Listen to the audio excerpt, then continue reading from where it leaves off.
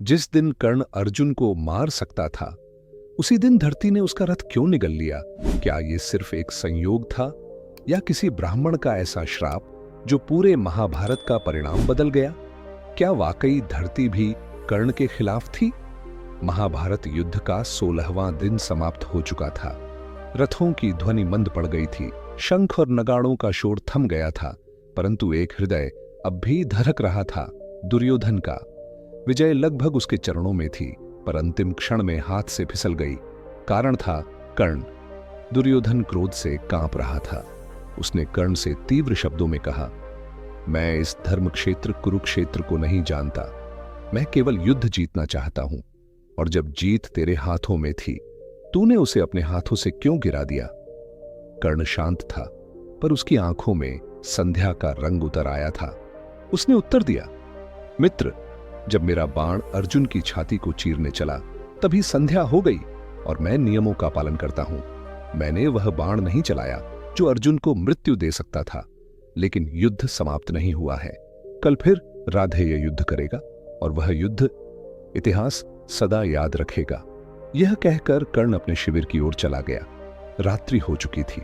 सारे शिविर में सन्नाटा था, परंतु कर्ण के हृदय में एक तूफान चल रहा था। वह अपने उस अतीत को याद कर रहा था जिसे वह कितना भी चाहकर मिटा नहीं पाया। एक स्वप्न में वह दृश्य फिर सामने आया, जब एक ब्राह्मण अपने गाय के बछड़े की मृत्यु पर विलाप करता हुआ उसके पास आया था। उस दिन अनजाने में कर्ण के रथ के नीचे ब्राह्मण की गाय का बछड़ा कुचल गया था। क्रोधित ब्राह्मण ने कहा, तू तो दानवीर है, क्या मेरे मृत बछड़े को जीवन दान दे सकता है? मेरी गाय अपने बछड़े के लिए रो रही है, क्या उसके आंसुओं की पीड़ा तू समझ सकता है? कर्ण ने क्षमा मांगी, पर ब्राह्मण का हृदय नहीं पिघला। उसने श्राप दे दिया, जिस रथ पर चढ़कर तू इस ब्राह्मण और उसके बछड़े से ऊंचा हो गया है, वही रथ एक दिन तुझे धोखा देगा। युद्ध के सबसे निर्णायक क्षण में भूमि तेरे रथ के पहियों को निगल जाएगी और तू असहाय होकर रह जाएगा। कर्ण उस स्वप्न में श्राप से मुक्ति की प्रार्थना करता रहा। तभी एक सैनिक आया और सूचना दी, प्रधान सेनापति को महारानी गांधारी ने बुलाया है। कर्ण गांधारी के शिविर में पहुंचा। गांधारी चुपचाप एक कोने में खड़ी थी, जैसे किसी तूफान से पहले की निस्तब्धता। कर्ण ने उन्हें प्रणाम किया। गांधारी ने कहा, मैं केवल महारानी नहीं हूं कर्ण, मैं दुर्योधन की माता भी हूं, इसलिए आज तुम्हें पुत्र कहने का अधिकार रखती हूं। कर्ण ने विनम्रता से उत्तर दिया, महारानी, आप हस्तिनापुर की राजमाता हैं। यदि मैं दुर्योधन का मित्र न भी होता, तब भी आपको मुझे पुत्र कहने का अधिकार था। गांधारी ने उसे आशीर्वाद दिया, आयुष्मान भव पुत्र। इस पर कर्ण ने एक करुण व्यंग्य किया, इस आशीर्वाद का क्या मूल्य है माता? आपने यही आशीर्वाद दुशासन को भी दिया होगा, वह आज नहीं रहा। गांधारी की आंखें भर आईं, बोली, पुत्र, मेरा दुर्योधन अब रणभूमि में अकेला पड़ गया है। वह क्रोधी है, जिद्दी है। यदि वह तुमसे कुछ कटु बोले तो उसकी बात का बुरा मत मानना, उसका साथ मत छोड़ना। कर्ण ने गांधारी की आंखों में देखते हुए कहा, माता, धूप सूर्य को त्याग सकती है, हिम हिमालय को छोड़ सकता है, पर राधे दुर्योधन को कभी नहीं छोड़ेगा।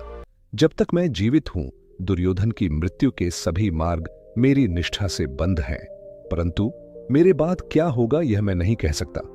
गांधारी घबराई। उसने पूछा, पुत्र, तुम इस प्रकार वीरगति की बात क्यों कर रहे हो? कर्ण ने गंभीर स्वर में कहा, माता, क्योंकि आज अर्जुन से मेरा अंतिम युद्ध है। आज या तो अर्जुन बचेगा या फिर यह सूतपुत्र। इसके बाद कर्ण ने एक प्रश्न किया, जिसने गांधारी को मौन कर दिया। माता, आप किसे आज सूर्यास्त देखने का आशीर्वाद देंगी, मुझे या अर्जुन को? गांधारी चुप रही, फिर धीरे से बोली, मैं दुर्योधन और अर्जुन दोनों को जीवित देखना चाहती हूं। कर्ण मुस्कुराया, लेकिन वह मुस्कान वेदना से भरी थी। उसने कहा, माता, यह तो संभव नहीं है, पर मेरा प्रश्न यह नहीं था। मैंने पूछा था, आप अर्जुन और मुझ में से किसे जीवित देखना चाहेंगी? गांधारी मौन रही, वह कुछ न कह सकी। कर्ण ने प्रणाम किया और रणभूमि की ओर चल पड़ा।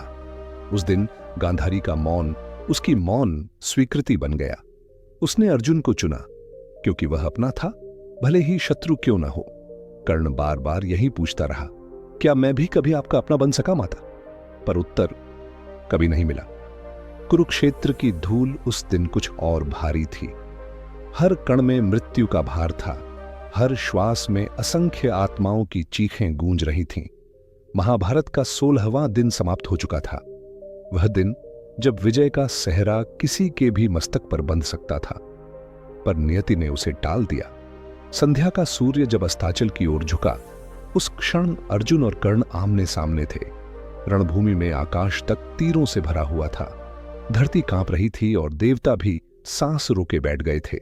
कर्ण का दिव्य बाण, वह बाण जो देवताओं से भी नहीं टलता, अर्जुन की छाती की ओर बढ़ रहा था। और तभी संध्या का शंखनाद हुआ। धर्म कहता है सूर्यास्त के बाद युद्ध नहीं होता। कर्ण ने वह बाण रोक लिया। अर्जुन का जीवन बच गया। रणभूमि शांत हुई, परंतु दुर्योधन के हृदय में तूफान उमड़ पड़ा। रात्रि का समय था। चंद्रमा भी आज भयभीत था, जैसे जानता हो कि कल की सुबह किसी का अंत लिखने वाली है। अपने शिविर में खड़े दुर्योधन के चेहरे पर तीव्र क्रोध की लपटें थीं। उसके नेत्र अंगारों की तरह ढरक रहे थे। जब कर्ण उसके पास पहुंचा, वह फट पड़ा। कर्ण, जब विजय तेरे एक बाण की दूरी पर थी, तूने उसे रोक क्यों दिया? क्यों अर्जुन को जीवन दान दिया? क्या यह रणभूमि कोई धर्म सभा है? मैं यह नहीं जानता कि धर्म क्या है, अधर्म क्या है। मैं जानता हूं केवल एक बात, इस युद्ध को जीतना है, इस कुरुक्षेत्र को जीतना है, इस सिंहासन को पाना है। कर्ण ने सिर झुका लिया। उसकी आवाज धीमी थी पर स्थिर और दृढ़। मित्र, मैं सूर्यपुत्र हूं, राधेय हूं। मेरी आत्मा मेरा शस्त्र है। जब संध्या हो गई तब मेरा धर्म मुझे अर्जुन का वध करने से रोकता है। परंतु सुनो दुर्योधन, आज की संध्या भले ही समाप्त हो गई हो, पर कल की भोर मेरा नया जन्म होगा। कल जब सूर्य फिर उगेगा, तब राधेय का बाण भी उगेगा और वह बाण इतिहास को बदल देगा। यह कहकर कर्ण अपने शिविर की ओर लौट गया, परंतु उसका मन चुप नहीं था। उस रात कर्ण को नींद नहीं आई। उसने आंखें बंद की, पर अतीत सामने आ खड़ा हुआ। एक श्राप के रूप में वह दृश्य फिर जीवित हो उठा। एक गांव, एक शांत दोपहर। कर्ण अपने रथ पर था। अनजाने में उसका रथ एक ब्राह्मण की गाय के बछड़े को कुचल देता है। ब्राह्मण दौड़ता हुआ आता है। उसकी आंखों में आंसू हैं, पर उनमें आंसू से ज्यादा आग है। हे योद्धा, ब्राह्मण गरजता है, तू दानवीर कहलाता है ना? तो दे इस मृत बछड़े को जीवन दान। क्या तू वह दूध लौटा सकता है जो इस गाय ने अपने बच्चे के लिए संजो रखा था? क्या तू उस ममता को लौटा सकता है जो अब शव पर बिलख रही है? कर्ण अपराध बोध से कांप गया। वह ब्राह्मण के चरणों में झुक गया, क्षमा मांगता रहा। पर ब्राह्मण का हृदय अब माफी से नहीं, न्याय से संतुष्ट होना चाहता था। तू रथ पर चढ़ा हुआ है और मैं धरती पर। यही तेरे और मेरे बीच का अंतर है। पर सुन, जिस दिन तू अपने जीवन की सबसे भीषण लड़ाई लड़ेगा, उस दिन तेरा वही रथ तुझे धोखा देगा। जिस धरती को तूने मेरे बछड़े का खून दिया है, वही धरती तेरे रथ के पहिए निगल जाएगी और तू राधेय, तू असहाय होकर रणभूमि में खड़ा रह जाएगा। कर्ण का शरीर कांप गया। वह उस श्राप को अपने स्वप्नों में बार बार जीता था। आज की रात वह स्वप्न फिर लौट आया। तभी शिविर में एक सैनिक आया और सूचना दी, प्रधान सेनापति कर्ण की जय हो। महारानी गांधारी ने संदेश भेजा है। युद्ध से पहले आप उनके शिविर में उपस्थित हों। कर्ण वहां पहुंचा। गांधारी एक कोने में खड़ी थी, शांत, गंभीर, पर भीतर से टूट चुकी। कर्ण ने प्रणाम किया। गांधारी ने कहा, कर्ण, आज मैं केवल महारानी नहीं हूं, मैं उस युवक की माता हूं जो तुम्हारा सबसे प्रिय मित्र है, दुर्योधन, और इसी नाते मैं तुम्हें भी अपना पुत्र मानती हूं। कर्ण की आंखें भर आईं। वह बोला, माता, आप हस्तिनापुर की राजमाता हैं। इस धरती पर जितने पुत्र हैं वे सब आपके हैं। भले ही मैं सूतपुत्र हूं, परंतु आपका पुत्र कहलाना मेरे लिए गर्व है। गांधारी ने उसके सिर पर हाथ रखा। आयुष्मान भव पुत्र। कर्ण ने धीमे स्वर में कहा, माता, यह आशीर्वाद दुशासन को भी दिया गया होगा, पर आज वह इस धरती पर नहीं है। गांधारी का चेहरा एक क्षण को सिहर गया। उसकी आंखों से अश्रु बह निकले। कर्ण, मेरा दुर्योधन अकेला रह गया है। वह जिद्दी है, क्रोधी है। यदि वह तुमसे कुछ कटु कहे तो बुरा मत मानना, उसका साथ मत छोड़ना। कर्ण की आवाज गूंज उठी, माता, धूप सूर्य को छोड़ सकती है, हिम हिमालय को त्याग सकती है, छाया वृक्ष को छोड़ सकती है, पर राधेय कभी दुर्योधन को नहीं छोड़ेगा। जब तक मैं जीवित हूं, दुर्योधन की मृत्यु का मार्ग मैं अपनी निष्ठा से बंद कर चुका हूं। गांधारी कांप उठी, परंतु कर्ण ने एक ऐसा प्रश्न पूछ लिया जिसने समूची रात को मौन कर दिया। माता, कल मैं और अर्जुन रणभूमि में आमने सामने होंगे। आज या तो अर्जुन जीवित रहेगा या राधेय। आप किसे आशीर्वाद देंगी कि वह कल सूर्यास्त देखे? गांधारी मौन थी, वह केवल मौन थी। फिर बहुत देर बाद उनके अधरों से यह निकला, कर्ण, मैं अर्जुन और दुर्योधन दोनों को जीवित देखना चाहती हूं। कर्ण मुस्कुराया, पर वह मुस्कान आंसुओं से भीगी हुई थी। माता, उसने कहा, यही तो राधेय की त्रासदी है। आपने अपना शत्रु चुना, लेकिन मुझे नहीं, क्योंकि अर्जुन भले ही आपका नहीं है, फिर भी अपना है, और मैं सदा से पराया रहा। कहकर कर्ण मुड़ा और रणभूमि की ओर बढ़ चला।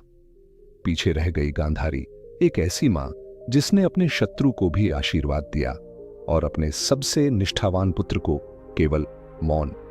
अगली सुबह सूर्य निकला और उसी दिन कर्ण अस्त हो गया। धरती ने उसका रथ निगल लिया। उस क्षण जब वह नीचे झुका, अर्जुन ने बाण चलाया। नैतिकता, नीति और धर्म का रक्षक राधेय धूल में मिल गया। और यह हमें सिखाता है कि दुनिया केवल खून के रिश्तों को पहचानती है। वह जो अपना है, वह चाहे कितना भी दोषी हो, फिर भी गले लगाया जाता है, और जो पराया है, वह चाहे राधेय क्यों न हो, उसे केवल मौन और मृत्यु मिलती है।